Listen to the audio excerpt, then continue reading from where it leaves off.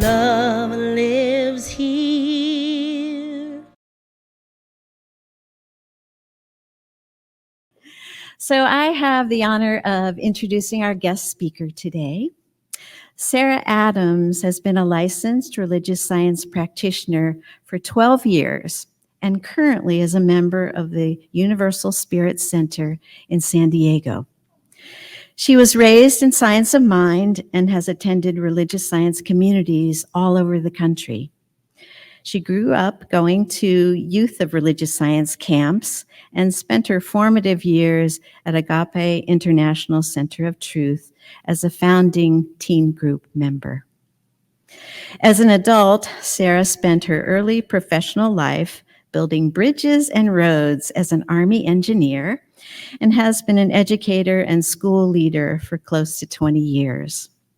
She has a master's in teaching, as well as her ministerial license and a master's in consciousness studies. She has a passion for people and building community, believing every being has a unique gift and life path that supports greater and greater revelations of truth. Her mission is to live life awakened to the consciousness behind all forms, with an ear to the still small voice, a heart for our shared humanity, and an eye for the universal arc of transformation unfolding as each of us.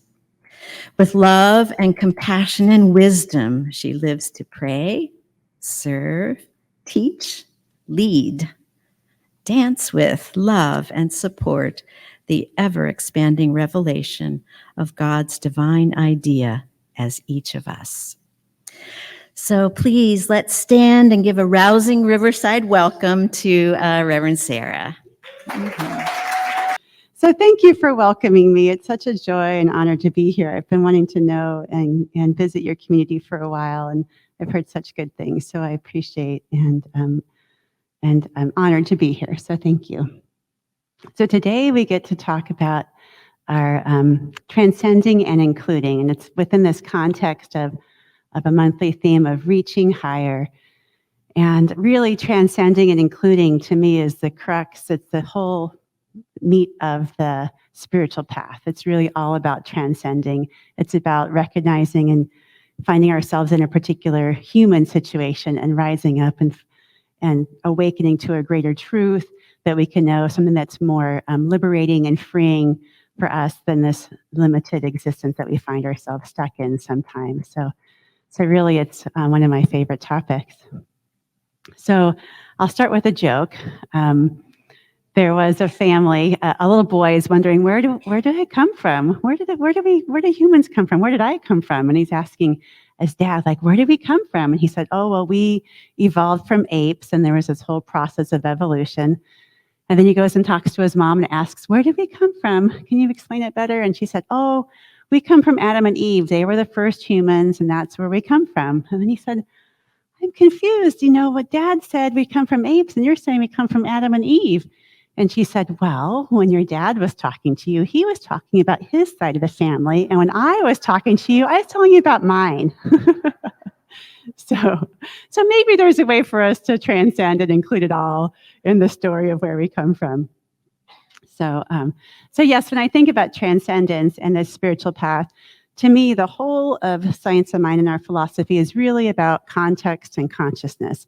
What's the overarching story that we're living into? What do we truly believe about who we are and where we are and what's going on in between? And that's really the consciousness of, is life for us? Is the universe for us? Or is it not? Is this an arc? Like I like to say, it's an arc, the universe bends in an arc towards transformation. So is everything serving our highest good, or are we at the whim and the effect of conditions around us? So Ernest Holmes talks about transcendence, and he says, in this science, meaning science of mind and spirit, we believe that man's life is a drama which takes place on three planes: the physical, the mental, and the spiritual, kind of like our teaching symbol here. Transcendence involves rising above the physical levels of experience and existence, rising beyond conditions and the world of effects into the realm of spirit. Spiritual existence is a fact, and spirituality may be defined as an atmosphere of good, the realization of God. So to me, that's when we're rising up. We're rising from our experience in the physical and knowing a greater truth and bringing into our experience the spiritual experience so that we can live and be and have our being in this atmosphere of good. So when I think about this arc of transformation and consciousness, I think about there's different realms or different paradigms that talk about consciousness. Some of it, one is familiar, I think, to many of us from Reverend Michael Beckwith. He formed this idea of the four kingdoms of consciousness and ways that we move through awareness and awakening that he got from the Vedic literature and kind of distilled. And there's another form, a paradigm through Ken Wilber and spiral dynamics. And it's a little bit more nuanced than the four kingdoms, but it both talk to the idea that at some point we feel, we start out feeling victimized, like we become aware that things are happening to us.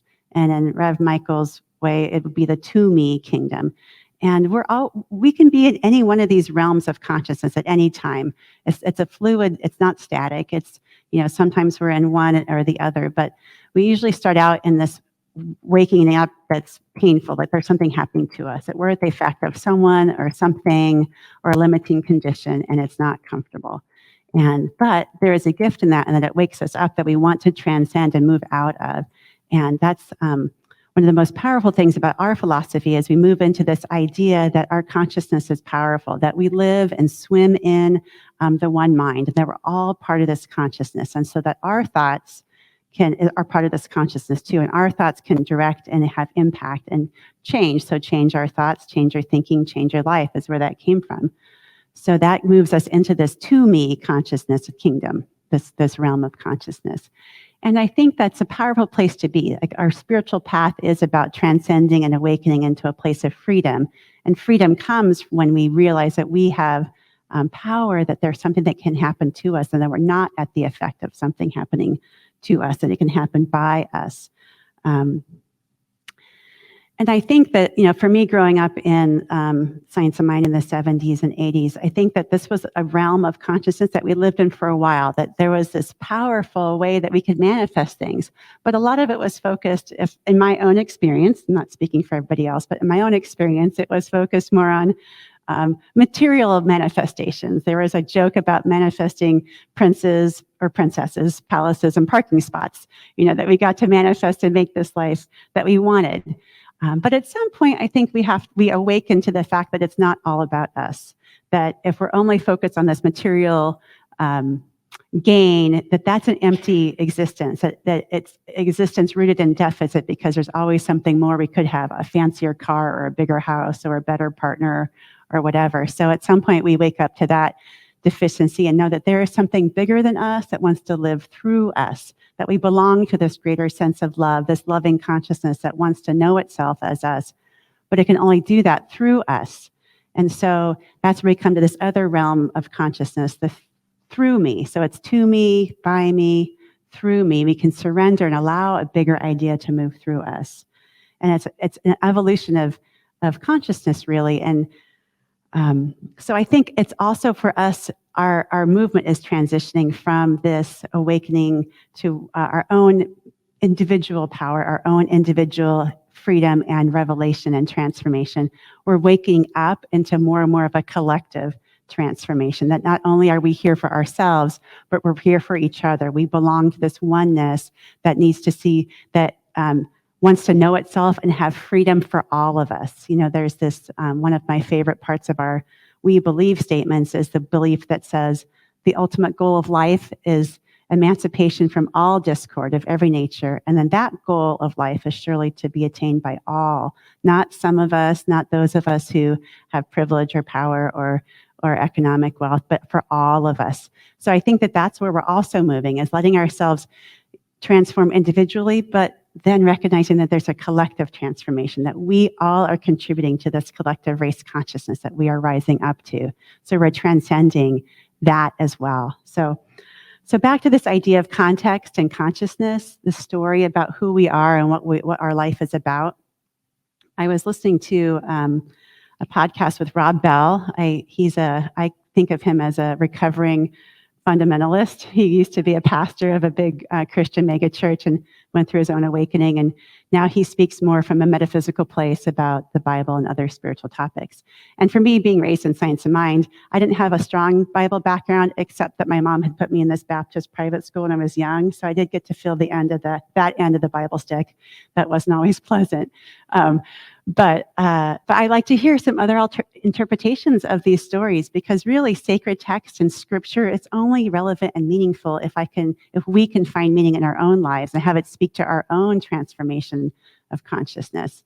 And when I think about the Bible, I can see that it's like it's just a collection of letters, stories, and poems that documented an evolution of consciousness, an evolution from the to-me consciousness, where there was an external God punishing and dictating what happened, and an evolution all the way through a Christ consciousness that was having God be as him, through me and as me, an expression at every moment and every context, every circumstance. And that was the expression of Jesus the Christ. So I can see that there's this whole evolution of consciousness right there in all these stories.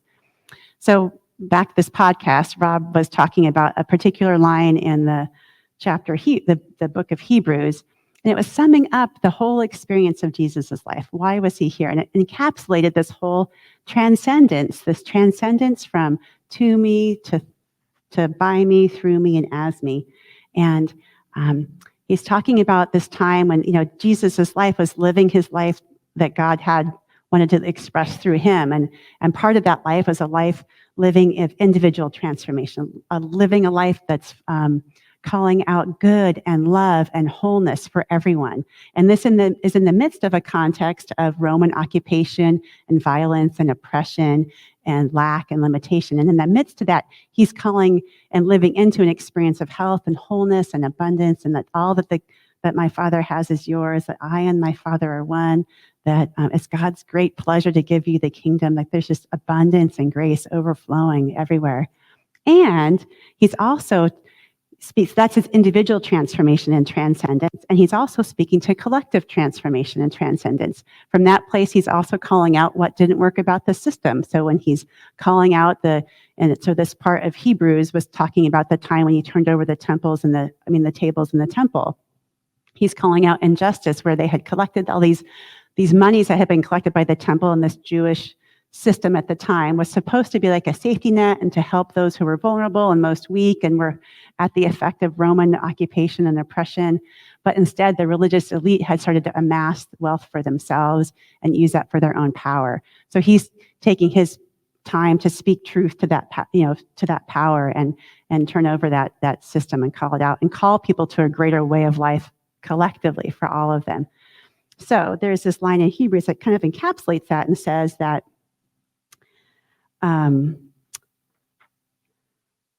for the joy, I'm sorry, I just lost my quote here. It said, basically saying that who for the joy set before him, he endured the cross. So joy, who for the joy set before him, he endured the cross. So that's like the context. The focus of that sentence is the joy set before him, that his life is an arc of transformation of joy, of living into that. And along the way, there was these trials and tribulations and eventually his death. But the key is that he was living his life in a story, in a context of joy. And so that's what I think about transcending. That's what transcendence is that we're living in the context of good, that everything is for our good. And ultimately, even though he was killed, and the Roman Empire wanted to use it as a symbol of fear and oppression and intimidation and terror, actually, the Christian community turned it into a symbol of redemption and transcendence and everlasting life, and ultimately, and that symbol of resurrection and eternal life has endured far longer than the impact of whatever fear and oppression the Romans intended it for. So again, it's like if you have this story in context that everything is working for your good, then everything is working for your good. And that's the key to transformation and transcendence is. Everything, even as hard as it is a moment for us to transcend through.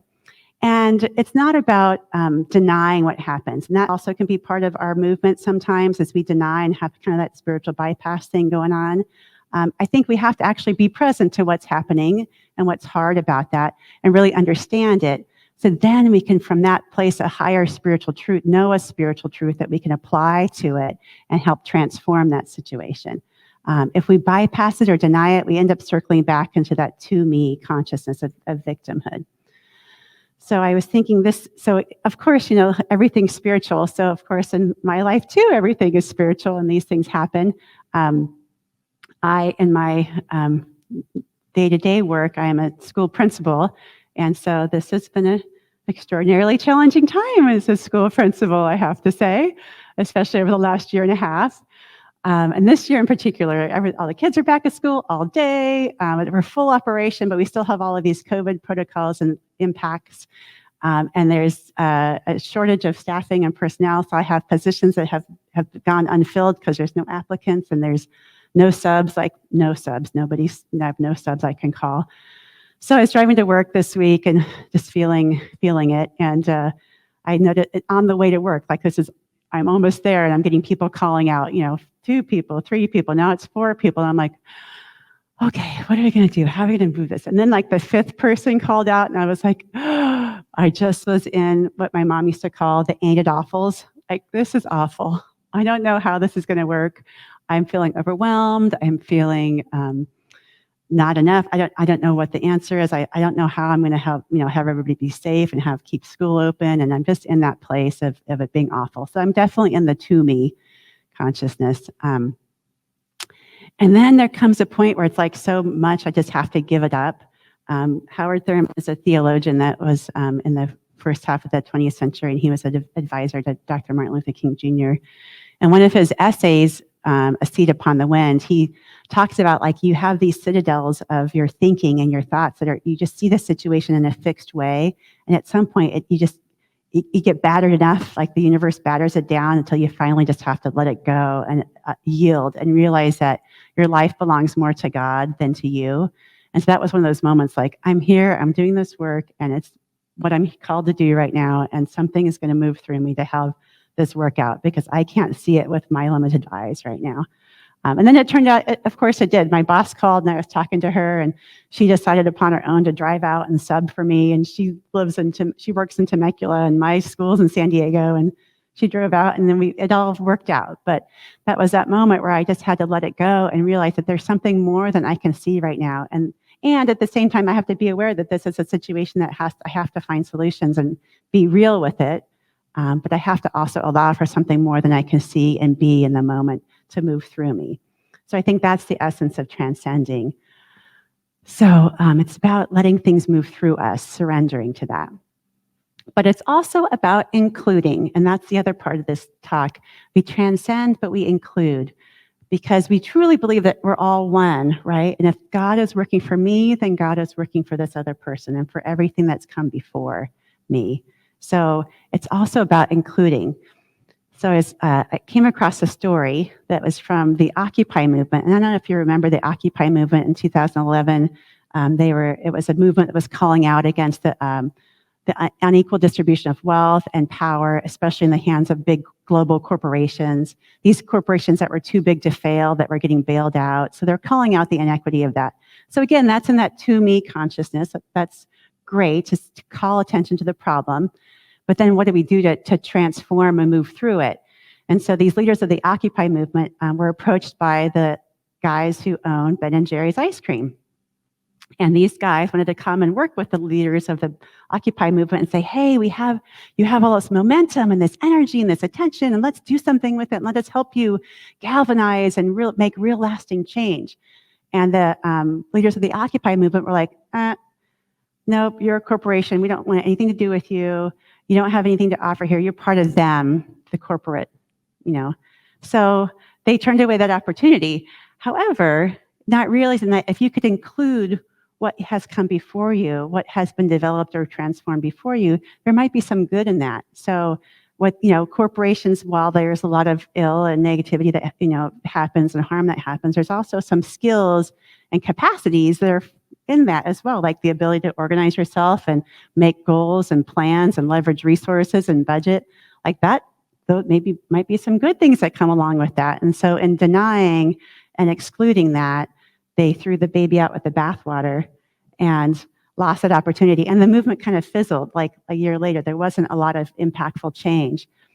So that's the point. Like in both of these paradigms, both with Michael Beckwith's, kingdoms of consciousness and also with the spiral dynamics, there's this idea that you have to include, because really we believe in oneness at the heart of everything. And so there can't be space or energy for excluding or denying or making an other, because then you're living in a place of separation, and that ultimately cycles you back to victimhood whenever you're in that space.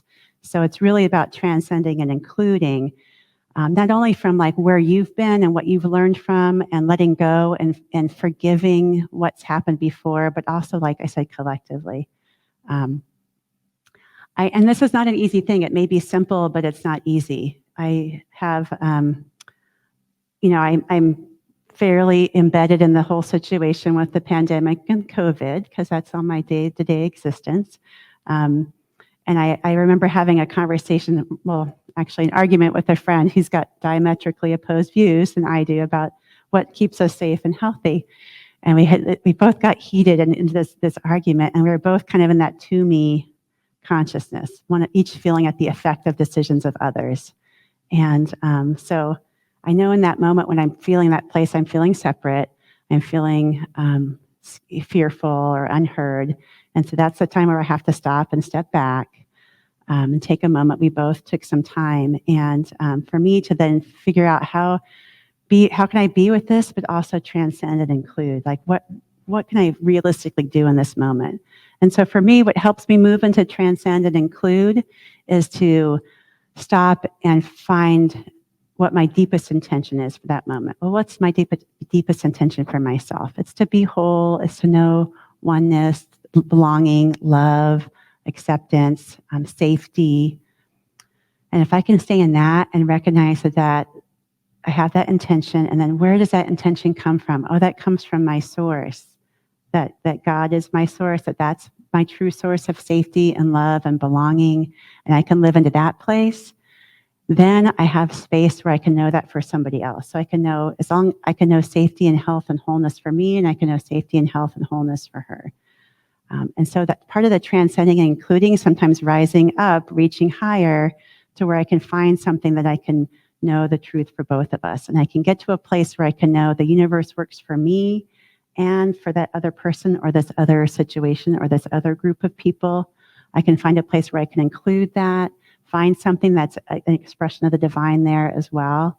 And it's not easy. I'm not saying that it is, but I think that's the goal of our path, of our transformation, is getting that place where we can transcend and include.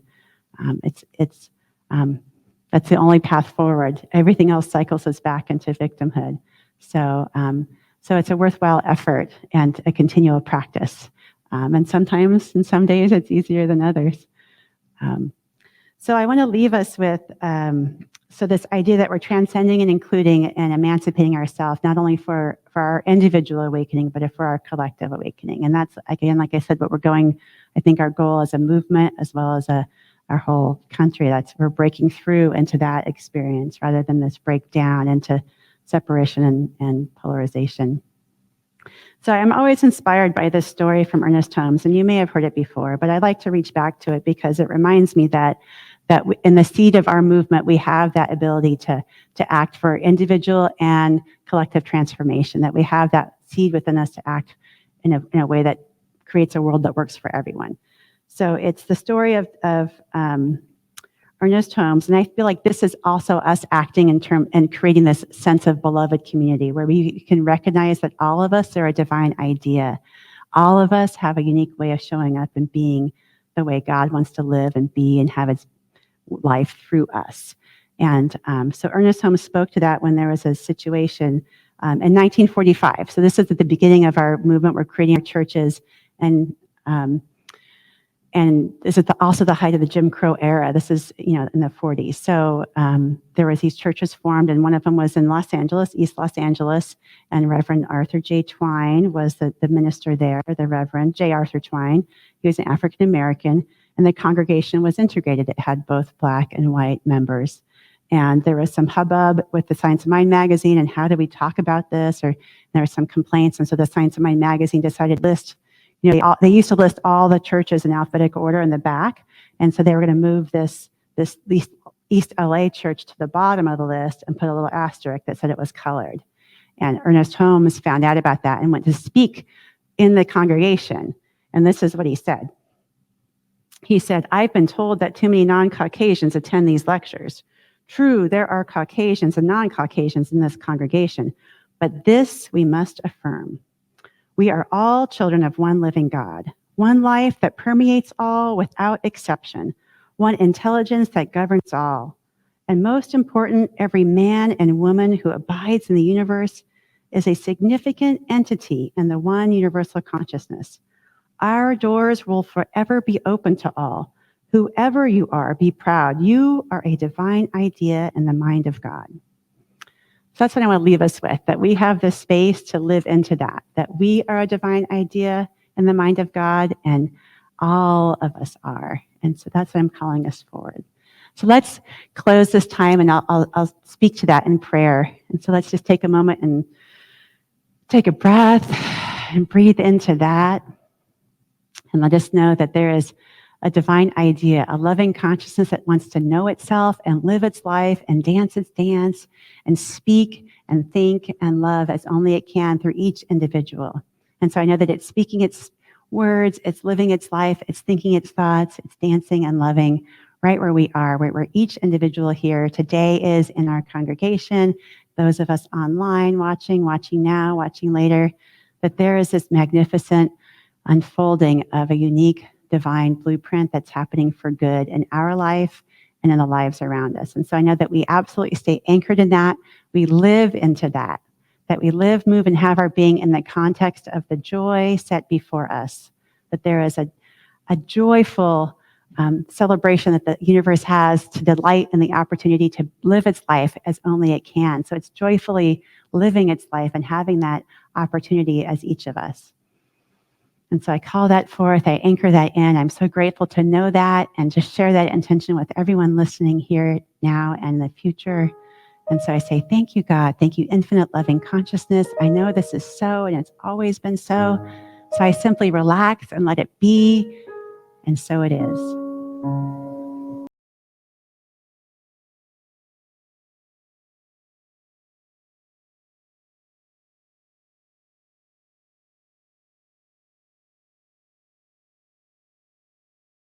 Love.